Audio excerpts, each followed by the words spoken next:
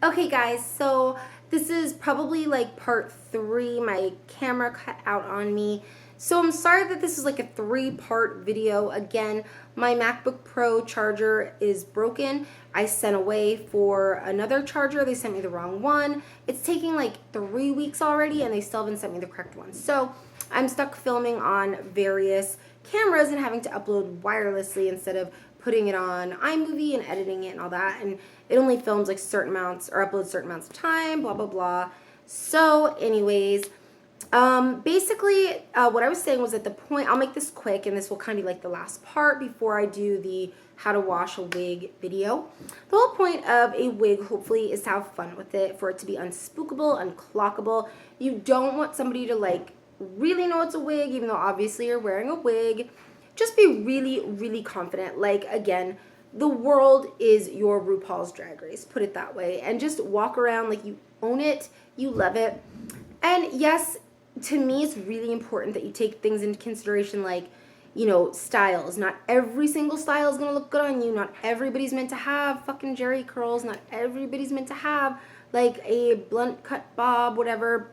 Not everybody's meant to have bright pink hair. But if that's what you really love, then go ahead and get it. Just keep in mind, you know, the worst thing is to be super confident in your decision and then you get it, you put it on, and you start to feel those eyes on you like, oh God. And not in a good way, not like those eyes like they're afraid to come up to you and tell you how fucking fierce you look, but those eyes that are like, what is she doing? And that in turn kind of makes you feel like, maybe I won't wear this out again. And that sucks because a lot of places you can't really just like return them that easily. So make sure of the return policy, things like that. But don't even let it get to that point. Like, do some research. This is a really cool investment in my opinion because like for me, it's given me so much more confidence. Like I have so much fun just in the morning, like getting ready and being like, what color hair do I want to have today? I can have long hair. I can be fucking blonde bombshell today. I can be spooky, creepy girl with like, you know, my creepy gray and like my Jeffree Star Posh Spice lips. Like you can do anything, or you can be like Kylie Jenner wannabe, whatever you want. Really though, it's so much fun to just play with wigs, to look at wigs. You will get so just captivated in looking at all of the different websites. Another thing that I would say too, and this is so like marketing I think, but for me, when I go to like a company's website that displays the wigs just on like ugly mannequins, I know this sounds so fucking superficial, but if it's just like on a styrofoam head with a white wall in the background, I don't care how good your wig is, like the first thing I think is that you're ghetto. Only because I'm like, really, so where did all the budget go in your company? Like, are these from China? What's going on here? And that's probably not the case. Really, like this wig I think was displayed not on a styrofoam head, that is ghetto, but she, you know, just had like a white wall in the back, whatever, and she's the like one of the highest quality wigs I own. But I did come across this company, and this watch, it's probably gonna be like the joke's on me in the end, but this company that I was online with last night for like hours, the mannequins look so real. They each look like fucking Kardashians. They're gorgeous mannequins. Oh my God, like makeup, beat faces, beautiful. And then like the background that they have it pictured in is gorgeous, like sparkly. That like helps me at least be like, oh my God, they put like a lot of effort into this. Like, you know, so like those companies out there that are just getting started or independent companies, how you market the wigs really, really helps. Like just toss in a wig, or you see people like trying to show the wig off by putting it on their hand and taking a picture. No, girl. Nope, 3 strikes and you're out. Not doing it.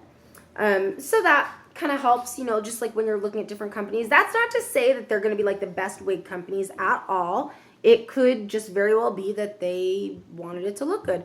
But that does help in marketing. I mean, the prettier you display something, the more you make somebody want it. And that definitely helps. Lighting, keep in mind. Another thing, you know, okay, so for example, when I ordered this wig, the lighting on the picture made it look like it was black roots that went into gray hair. I didn't really do like the best job reading the description because it clearly said brown roots, but I just saw the picture and was like, click. And that's okay. It actually worked out really nicely because it looked more natural and I did like it. The black one looked natural too because I ended up ordering the black one also. But I don't like it as much. So I did like this one. So just make sure like the lighting, and a lot of them will say the color could vary based on the lighting, depending on how they took the picture, the lighting that the picture's in. That's why you also want to ask, like for blondes, what colors are they using exactly? Now, some companies are just like the companies that order a shit ton from China, and they're not going to give you a straight answer like, oh, it's like a honey blonde. No, bitch, what kind of blonde? Like, I want to know, like, this one is a blonde mix. What hair tracts are used? Or if you're getting like a black wig or a brown with high and low lights, what colors are used? Like, exactly, so that you can go and look up the exact colors and what it's going to look like.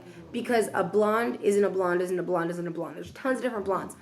A brown could have red in it, could be more blonde and golden brown, could be like, you need to know these things. If you don't care, that's great.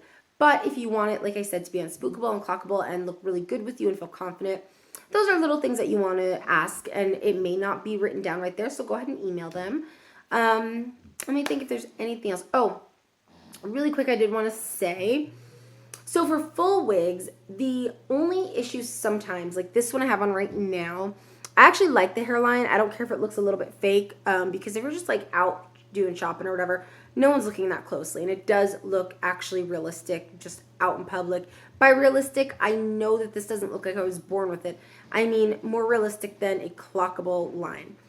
But some of them, like this one, is hand tied up front, and you can actually see the ties there.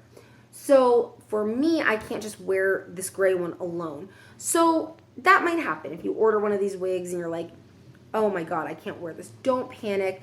You know, a lot of making this wig look fierce is playing around with it. I don't suggest popping it on and going out that night. Give yourself a few days. Like, that's my rule of thumb.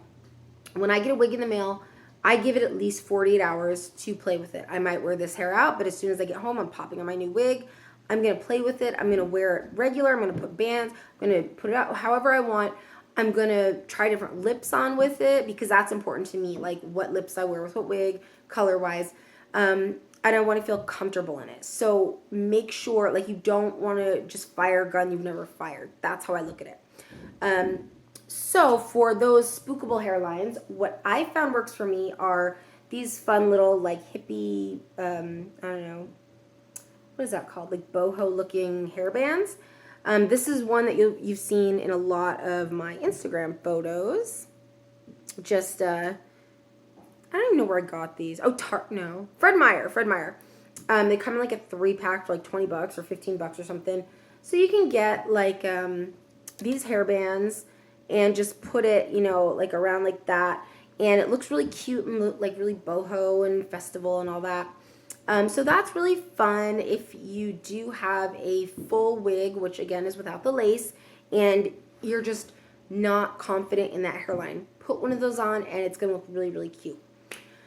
Let me think if I've covered everything in this fucking magnitude of a video 3-part series, I guess. I think I did. Again, the washing of the synthetic wigs I will do in a whole other video because we got to like make it all waterproof and stuff.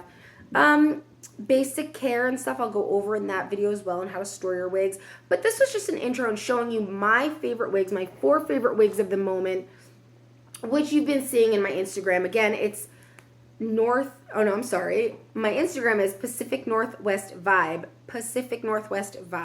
So go ahead and look me up. And you've been seeing me most recently in my dark rooted mint gray. Lots of pictures of me in my regular brown rooted to gray. Did I say gray? And last one I meant green. I'm sorry. And then, of course, my gorgeous dark rooted blonde. And, another thing, just because it says dark rooted doesn't mean it's like black. Make sure you know what color it's going